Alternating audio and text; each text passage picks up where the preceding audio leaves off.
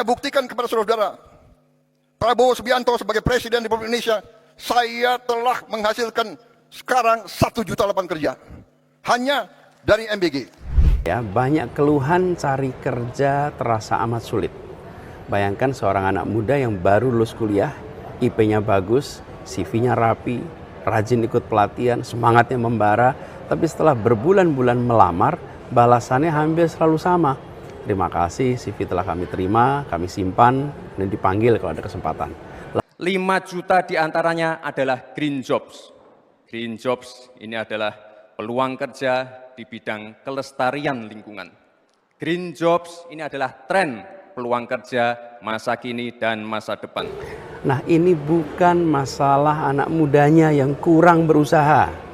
Kalau ada jutaan anak muda kesulitan mencari kerja, masalahnya bukan pada individu-individunya, tapi pada sistem yang tidak mampu menyediakan kesempatan. Menuju energi hijau, ekonomi kreatif, UMKM bisa kita kawal, insya Allah akan terbuka 19 juta lapangan pekerjaan untuk generasi muda dan kaum perempuan. Kalau kita mau masa depan bangsa cerah, jangan biarkan anak muda terjebak dalam kegelapan pengangguran. Saat anak muda dapat kesempatan kerja yang layak, maka itu bukan hanya rizki bagi mereka, tapi itu investasi bagi seluruh negeri. Setahun sudah pemerintahan baru ini berjalan. Pak Presiden baru saja bilang bahwa angka pengangguran terendah sejak tahun 98. Bagus dong kalau gitu. Tapi kenapa obrolan sehari-hari yang kedengarannya malah sebaliknya? Susah cari kerja, lowongan seret, PHK di mana-mana. Nah, kok bisa? Ya, memang sebenarnya kita tidak bisa ya berhenti di satu angka saja. Di lapangan ceritanya jauh lebih kompleks. Misalnya nih, kalau kita mau lihat data lebih dalam lagi. 1, pengangguran absolut itu justru naik. Jadi persentasenya memang turun. Tapi jumlah orang nambah, kan angkatan kerjanya membesar. Nah, kita kejar jalan tuh di situ.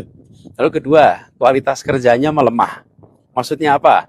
Gini, pekerjaan yang sifatnya part-time jumlahnya nambah. Sementara yang full-time jumlahnya berkurang. Nah, banyak yang dihitung itu disebut sebagai bukan pengangguran, padahal mereka itu kerja part-time dengan jam kerja dan penghasilan yang amat tidak layak. Yang ketiga, mayoritas pekerja kita, 60-an% masih kerja informal. Kalau informal itu artinya apa? Upahnya cenderung rendah, tidak punya perlindungan sosial, tidak punya perlindungan hukum yang cukup. Terus keempat, pengangguran anak muda tetap paling tinggi. Anak muda itu paling semangat, tapi paling sulit masuk ke tempat kerja. Nah, terakhir, rata-rata upah kita naiknya tipis. Presiden bilang inflasi kita ini 2,3%. Itu terendah di antara negara-negara G20. Masalahnya, upah kita naiknya cuma 1,8%. Jadi ya masih kalah sama inflasi. Apalagi inflasi makanannya malah justru makin tinggi.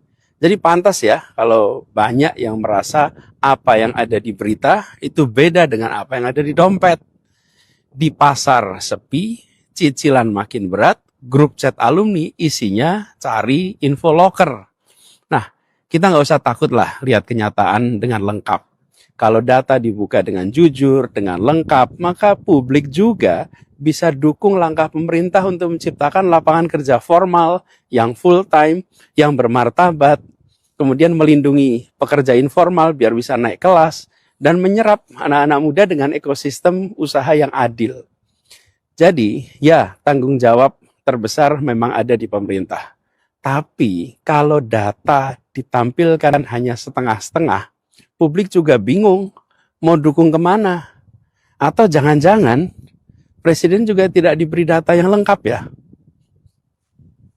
Bisa itu tolong dibuatkan data yang menyenangkan saat baca atau data yang sesuai kenyataan.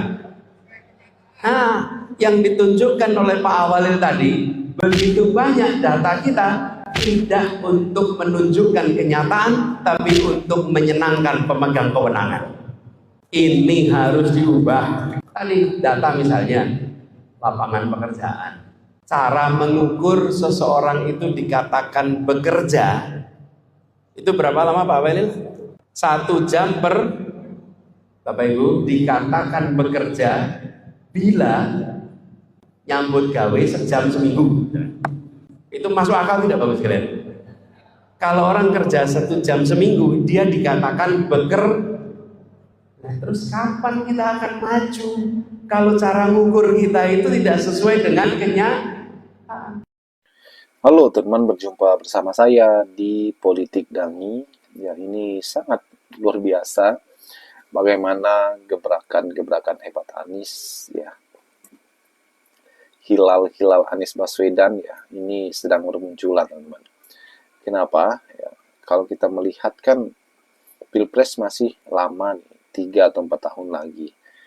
Namun Anies Baswedan ini sudah dideklarasikan oleh Partai Gerakan Rakyat ya untuk menjadi calon presiden 2029 teman-teman.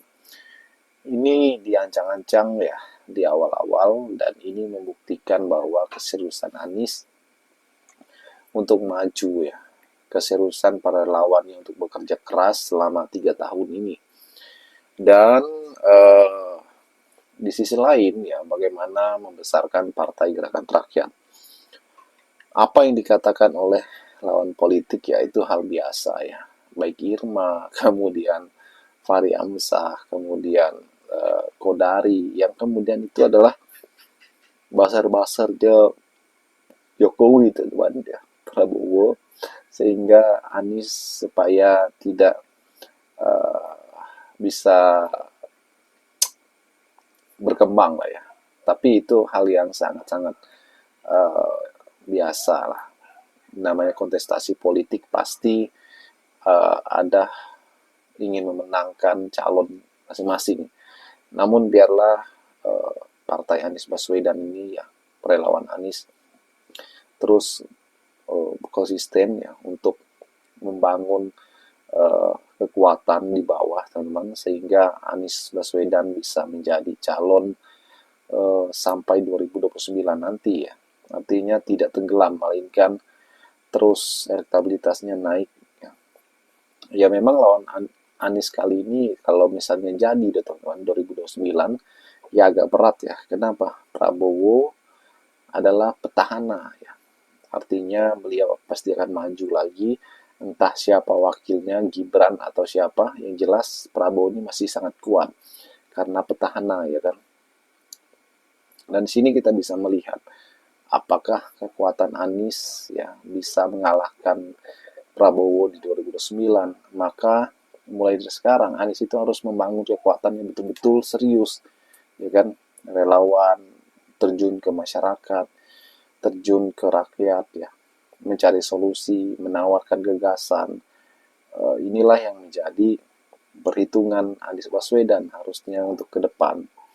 Dengan membuat partai politik seperti ini adalah menambah kekuatan beliau juga, teman-teman. Bagaimana menurut kalian? Kita diskusi di kolom komentar ya. Sampai jumpa lagi. Salam.